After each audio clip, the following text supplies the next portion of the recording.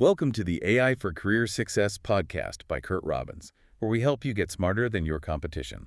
This is episode 131. And I'm Daphne alongside Fred. So today we're analyzing a really crucial challenge for, I think, every working professional and organization right now. How do we assess the true real-world utility of these advanced AI models we're all starting to use? Right. We're trying to move past the marketing hype, the simple scorecards that we see everywhere. And this is such a timely discussion, Fred, because the stakes are just getting higher and higher. I mean, if you're building a whole strategy or making a big financial decision based on AI output, you need certainty. Yeah, you need more than just a high-sounding benchmark score. Exactly. And this analysis was actually suggested by our producer, Curt Robbins. It's based on a really insightful article, Giving Your AI a Job Interview by Ethan Mollick. It was published on November 12, 2025. And it makes this compelling case that our current ways of testing AI are, well, just not good enough for professional use. Okay, let's unpack this then. If the standard industry metrics are failing us, Daphne, how do we even begin to pick the right AI to advise our careers or our companies? Well, the industry standard feels very academic, doesn't it? AIs are basically treated like these high-achieving grad students. They're given standardized tests, benchmarks like MMLU for general knowledge, AME for math, or GPQA for scientific reasoning. And the charts always look good, always up and to the right. Always up and to the right. And look, collectively, that does indicate that the underlying AI ability is increasing, which is great. It has huge potential in medicine, finance, all these fields. That collective progress is one thing. But when you're choosing one model for one specific job, that's where the source material points out some really big immediate problems. The first one is contamination. It's such an awkward issue. Because these benchmarks and, especially their answer keys, they're often public. So the models are just ingesting the answers during training. Yes. They are literally studying for the tests they're supposed to be taking blind. It stops being a measure of intelligence and it starts being a measure of memory recall. For a pre-solved puzzle. Exactly. And if you can't trust the test, what are you even measuring? Even when they aren't contaminated, we often don't know what these questions really tell us about, say, professional capability. Right, like that MMLU Pro example. I mean, asking for the approximate mean cranial capacity of Homo erectus. Or the title of a specific Cheap Trick live album. Impressive trivia, I guess, but it tells you absolutely nothing about whether a model can write a compelling quarterly earnings report. Not a thing. It might know a fact, but doesn't understand the context. And it gets worse when you look at the scoring itself, because the tests are often uncalibrated. What do you mean by that? So moving a model from, say, 84% correct to 85% might just mean it memorized one more of those esoteric facts.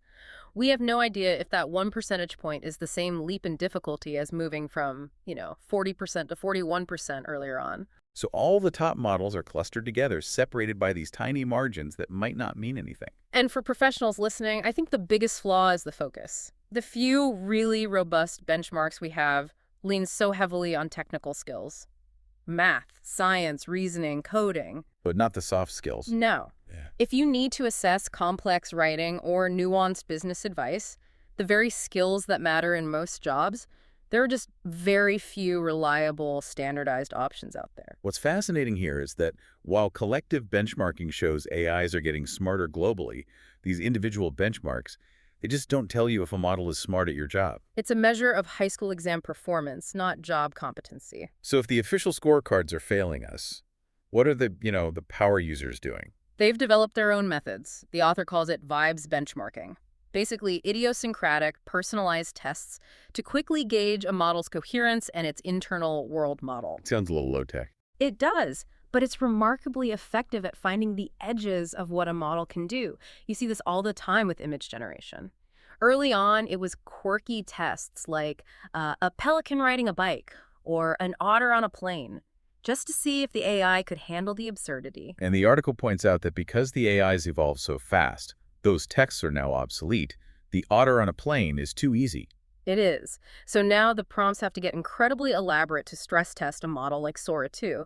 The example was the documentary footage from the 1960s about the famous last concert of that band before the incident with the swarm of otters. That's hilarious. But I get it. You're testing for coherence across style, time, and pure absurdity. And Mollick himself uses this difficult writing exercise. It demands two things at once: creativity and strict constraint tracking. What was the prompt? It was.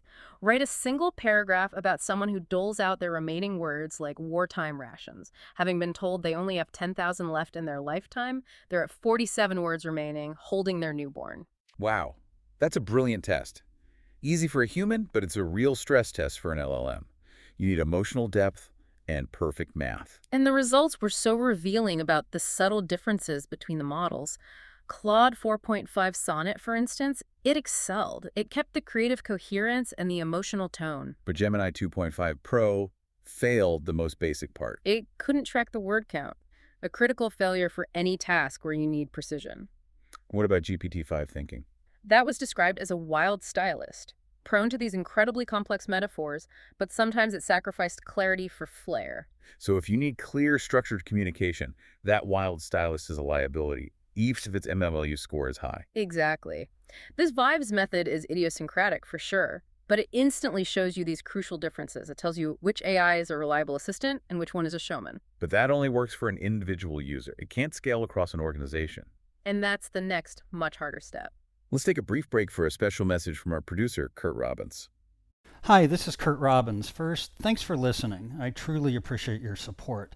I want to let you know that I'm currently accepting new clients. My rates are affordable, and I have more than 25 years of experience working for enterprise companies like Microsoft, Northrop Grumman, Oracle, PNC Bank, FedEx, USAA, and Wells Fargo, among many others.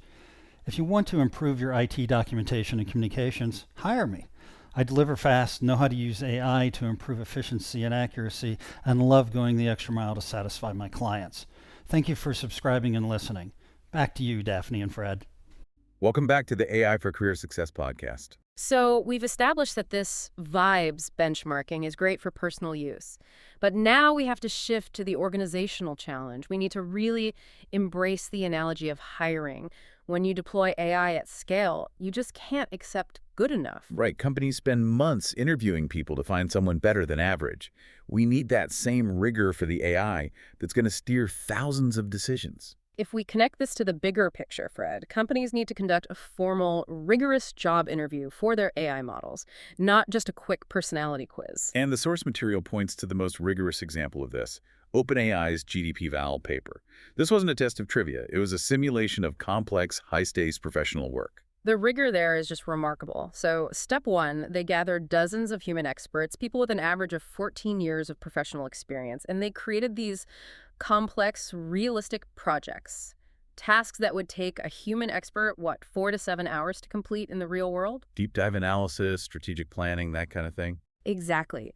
Then, step two, multiple AIs and other human experts were given those exact tasks. And the final step, the crucial one, was the blind evaluation. Yes. A third group of independent experts graded the results, spending over an hour on each one without knowing if it came from a human or an AI. Okay, here's where it gets really interesting. The results defined what they call the jagged frontier of AI ability. It showed this highly variable landscape.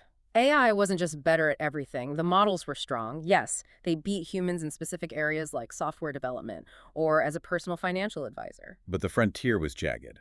Humans easily outperformed the best AIs in roles that required heavy interaction, critical judgment, and complex, unstructured decision-making. Humans were still demonstrably better as pharmacists, industrial engineers, and real estate agents. Which raises the question, why? If it can code and manage finances, why can't it be a pharmacist? Well, the implication is that those roles rely on understanding unstructured human intent, balancing regulations with real-time needs, or understanding the social and emotional dynamics of a local market. Things that don't fit into a neat little benchmark test. Exactly. And to make it even more complex, there was strong variation even between the best models. They were not interchangeable. Right. ChatGPT was a better sales manager. And Claude was a better financial advisor. This is powerful evidence that you can't just pick the highest scoring AI. You have to pick the one that's best for that specific job description. And beyond just skill, we also have to test for judgment, for attitude. The AI's inherent bias toward risk. Which is where Mollick's walk a drone test comes in. Yeah. Such a clever low-stakes idea. It really is. He just asked various leading AIs to rate the viability of a slightly ridiculous business idea, a drone delivery service for guacamole, on a scale of 1 to 10 multiple times. And the results show the AIs had these distinct corporate personalities. They were consistent with themselves, but they varied widely from each other. So models like Grok and Microsoft Copilot were found to be really enthusiastic, risk-embracing. They rated the idea pretty high. Meanwhile, GPT-5 and Claude 4.5 were far more skeptical, more risk-averse. And this is critical information for any professional listening. A consistent bias. Rating ideas 3 or 4 points higher or lower than a competitor, that compounds exponentially at scale. Over a year, that could steer thousands of strategic decisions toward unnecessary risk or, excessive caution. Organizations have to proactively know their AI's attitude toward risk before they hand over the keys to the kingdom. So the core message here for every professional and organization is clear. Those generalized benchmarks are only a starting point. They're just not sufficient for making a hiring decision. You need custom testing. Testing that reflects the specific work, the specific constraints, and the specific judgments the AI will perform in your context. You have to move past trivia and create realistic scenarios. This raises an important question, doesn't it? If you wouldn't hire a vice president based solely on their high school SAT scores, why would you pick an enterprise AI based on whether it knows the cranial capacity of Homo erectus? You need to know if it's accurate at your financial analysis task, and you need to know what its risk bias is.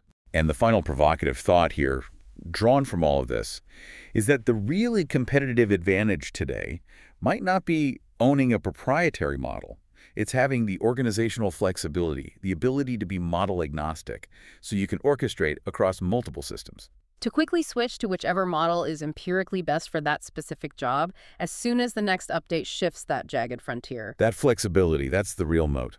Thank you for listening to the AI for Career Success podcast from Curt Robbins, where we help you get smarter than your competition. Remember to like, subscribe, comment, and share. We'll see you next time.